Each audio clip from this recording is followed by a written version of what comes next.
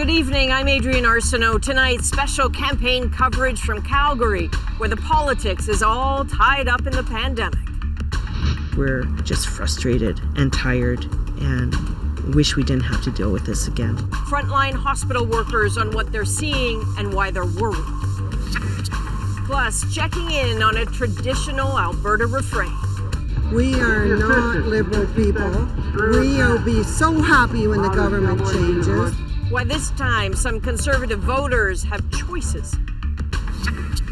The Delta is rising in the UK, but the attitude is downright cool. COVID is over, for sure. Why COVID watchers are nervous. And from Bianca to Dennis to Felix and now Layla. Even if I lose, I gotta go for it, and I'm glad I did. Is Canadian tennis entering a golden age? This is The National.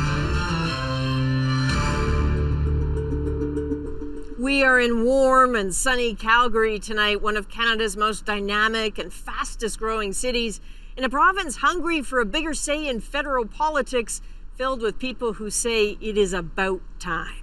With Labor Day done, they and you have 13 days to decide, though recent history here suggests Albertans have probably already made up their minds. In the past 6 federal elections, the Conservative Party has only lost 11 seats in total. So no political tension, right?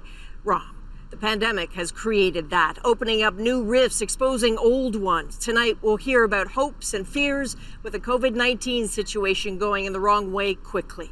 Almost 5,000 new cases over the long weekend, more than 1,300 today, and more are getting severe. 602 people in hospital, almost 100 from Friday. ICUs have 137 patients, even with those numbers, all of them the highest since May.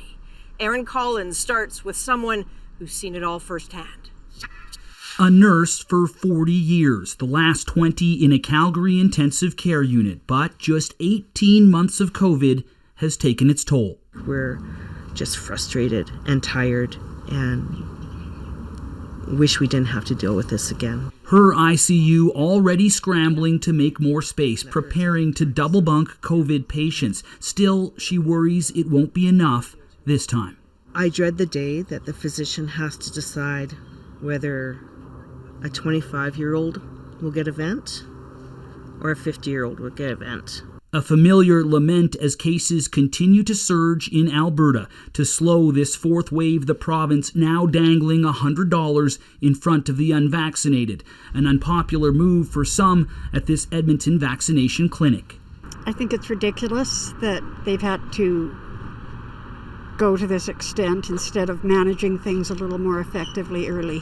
Well, no surprise, the opposition is critical of the government's response too, continuing to push for vaccine passports. Do the right thing, allow those who have gotten vaccinated, who are protecting themselves and their communities, to be able to have access to the things that they enjoy in life. A province-wide mask mandate is back. Sales of liquor at bars now stops at 10. But will it all be enough to bend the curve in time? You have to wait 2 weeks, normally 10 days, to see an effect on the exponential growth rate. How much have we bent down the curve in Alberta?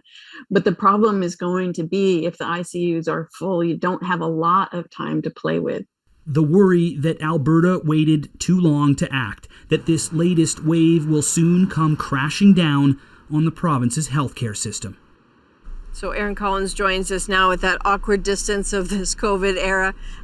Aaron, looking at the official numbers, clearly it's terrible, but I get the sense from you that actually it's substantially worse. Yeah, that's right. I've been speaking with people connected to Alberta's contact tracing system, and they're telling me that as bad as these numbers are, many more Albertans could actually have COVID. They're saying to me that since the province rolled back testing and quarantining of close contacts of COVID patients, many positives are slipping through the cracks. Now, this former contact tracer wanted us to keep her identity secret, but felt the need to speak out. I don't believe we're capturing even half of the positive cases that are out there right now. And a lot of that is because people don't know that they've been exposed. And Adrienne, we asked the provincial government about this, and what they said is that they're counting on Albertans to contact their close contacts after they test positive for COVID. So really contact tracing is being left up to them. Okay, that's tough. Aaron, thank you very much. You bet.